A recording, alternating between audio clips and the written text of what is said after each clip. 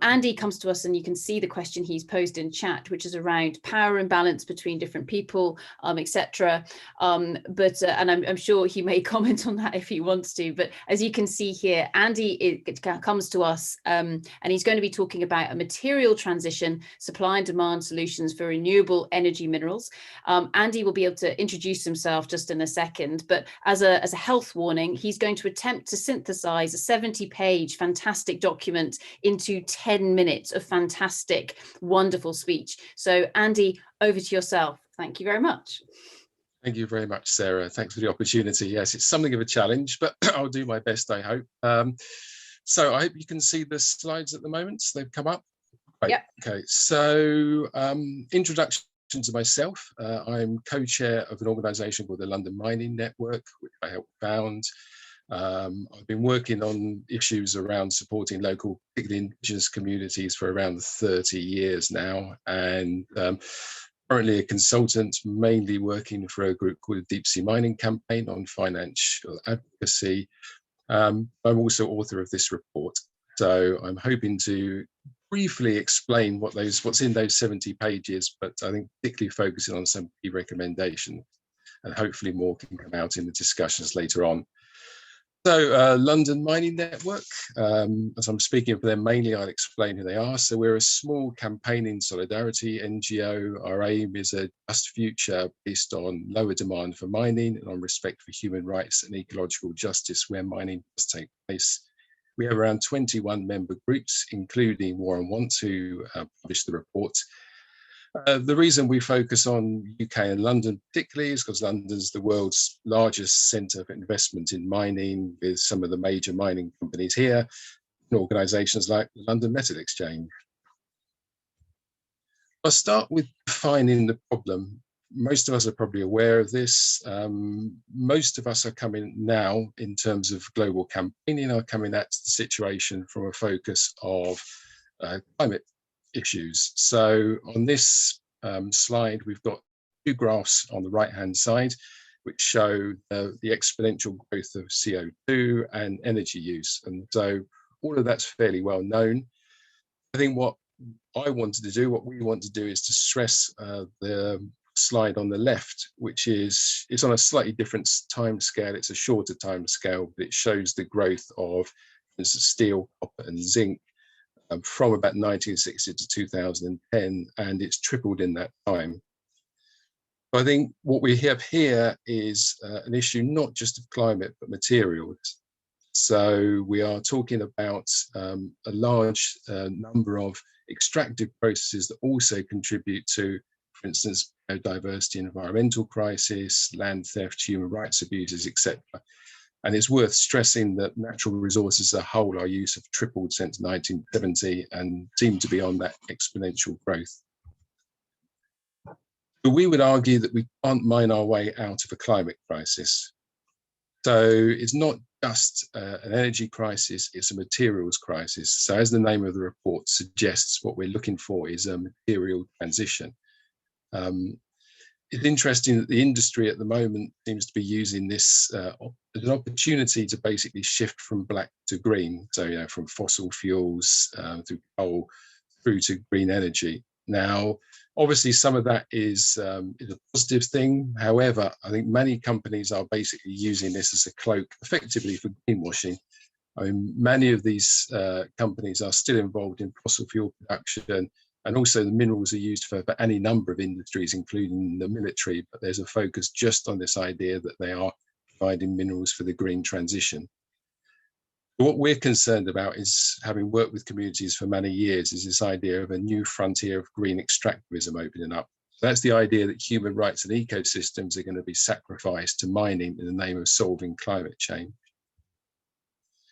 Before talking about that a bit more, just to stress what we're talking about in terms of what transition minerals are. I mean, we use the word transition minerals. Sometimes people talk about critical or strategic. Actually, I would argue they're slightly different when we go into the definitions. But for us, transition minerals are those highlighted as essential for the energy transition. So we're talking about minerals for the actual hardware involved, like wind turbines, solar panels, geothermal. And we're talking huge amounts there. I mean, a single 3 megawatt wind turbine needs about 335 tons of steel. 5 tons of copper, 3 tons of aluminium, and up to 2 tons of rare earths. So if you amplify that number we need of wind turbines, and then the amount of ore that's dug up for the materials used, then you're obviously talking about significant amounts. Then the second is on batteries for storage, be that in vehicles, be that on the energy grid, etc. And I think the way that's received most focus, so we're talking about lithium, cobalt, and nickel, because their growth curves are massive, considering the relatively smaller amounts that were used of them. I think comparatively the amount of damage may be less, but that's very much arguable. Also, it's difficult to know at the moment how much disruptive innovation will change demand, how much substitution there'll be for the materials that go into batteries. And then the third area that's oddly enough often overlooked is the transmission itself. And I think we're talking particularly copper there for power grids, etc. So all of this, as mentioned earlier, we're talking huge amounts. I mean, it's estimated about 3 billion tons of minerals and metals are going to be needed for the switch to renewables. So what would this mean? Well, this green extractivism I mentioned, we would say it's pretty much like the old one, but a supercharged version of it.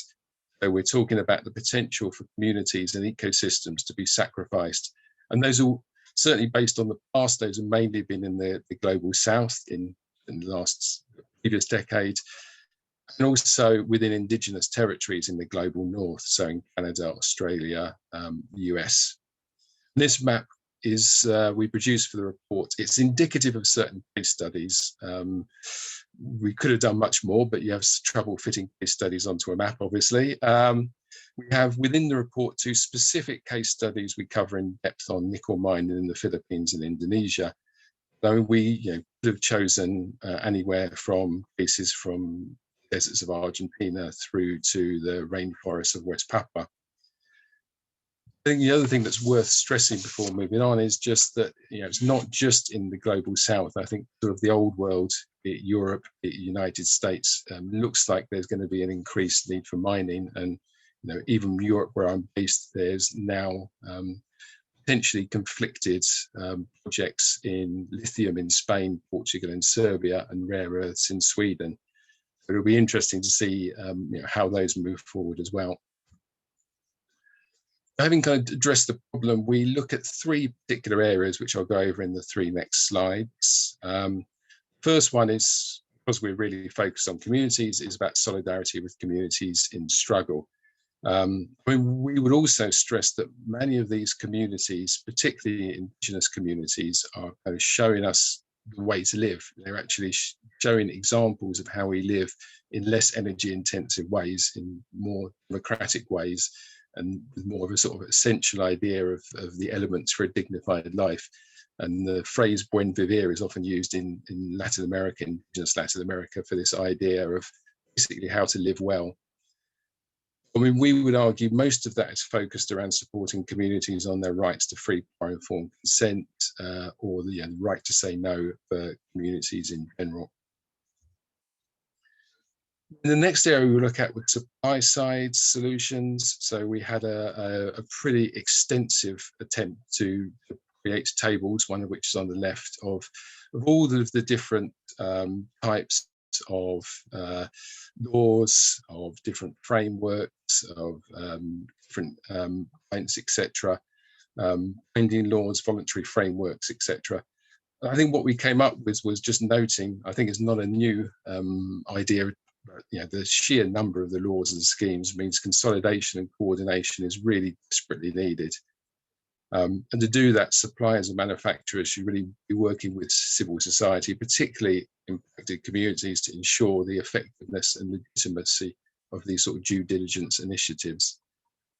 Perhaps more importantly, we would argue there's a sort of level of mandatory compliance required in schemes if they're going to have any credibility. So effectively, we're looking for more binding mechanisms that would respect human rights. And we have examples of that coming up in some countries' legislations, but particularly the European Union is now looking to enshrine a law covering that. On the demand side, we go through a number of practical solutions that could be sort of initiated or accelerated to enable better informed choices. I think it's clear that what we're talking about is some more structural change, really. The author George Monbiot has a great phrase, which, excuse my language, but he talks about micro-consumerist products, which is this idea that you're kind of focused just on what bottom buds you choose, whereas much larger issues go to one side. I think what we need is ambitious changes, effectively leading to a circular economy. So the idea that we're going to reuse, remake, repurpose, and eventually recycle as much as possible. However, the report notes that we don't think it's enough just to switch to like a green growth model of the circular economy, because effectively the idea that we can just swap electrical vehicles from internal combustion ones, but just keep producing more and more of them. And we're going to need to have a kind of radical reduction of unsustainable consumption and a questioning really of consumption based on effectively on global north economies and lifestyle. And we would argue that this kind of review is effectively a circular society. So the circular society is not my idea. It came out of an academic paper that I read, and I thought it summed up very well that people were trying to come up with different definitions of what the circular economy is, because people have different definitions. And this idea of like you could still be a circular economy, still be closed loop, be continually growing. So it's this idea that we are definitely reaching the boundaries of planetary boundaries in terms of what we can take. Therefore, a circular society is one that looks more at the idea of wealth and power, technology, looks at commons, ownership, sharing, equality. Is a much more comprehensive than just assuming everything can be solved by trying to just create a single closed loop. That's pretty much it. In conclusions or main asks of the report came out in a number of these recommendations. Basically, we need a global effort to bring together those most affected by the problems at the heart of the transition minerals. And a lot of this is based around an idea to have a global Green New Deal. So at the moment, countries are very much focused on their own Green New Deals, but if we have a kind of global principles around it, that would be one way to move forward. Within those, we're looking for international solidarity for those impacted by transition minerals.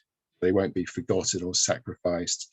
Advanced initiatives to ensure fair and just global supply chains for renewable energy technologies, and perhaps most importantly, reviewing a fundamental societal change to reduce unsustainable material consumption. So that's it. Thank you very much for the time. I would leave you both with a graphic that we've got that kind of like explains in a way that the movement towards this idea of going beyond extractivist economies. Also, thinking that although the type of change I've talked about seems pretty far reached, I mean, we would argue that things are moving forward rapidly in some areas, and members of the European Parliament have already voted to push for legally binding targets to reduce resource use by 2030 and to bring EU consumption within planetary boundaries by 2050.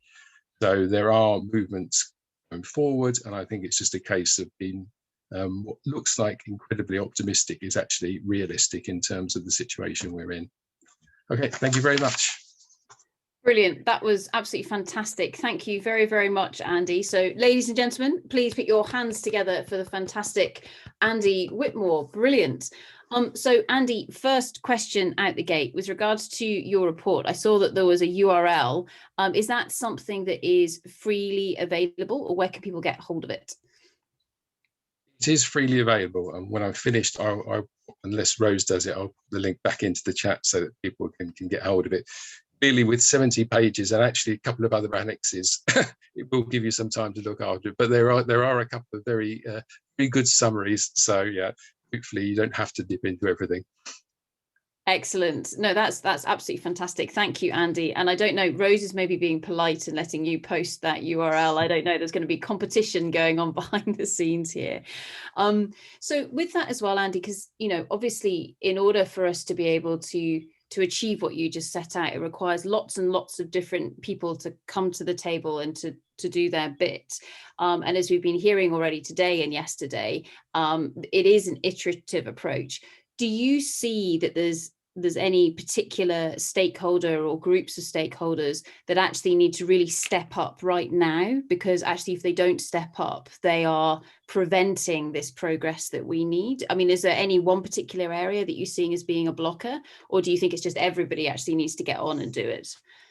It's a really difficult one. But I think in a way we're still in a situation where there's a battle of ideas going on. And as I mentioned, the sorts of ideas I'm talking about, are fairly radical. They're often within this idea of degrowth, which is a name I hate. I mean, the idea came out of French intellectuals, and it was very much the idea that what we needed to do was to decouple ourselves from an idea that our societies needed to be focused constantly on growth.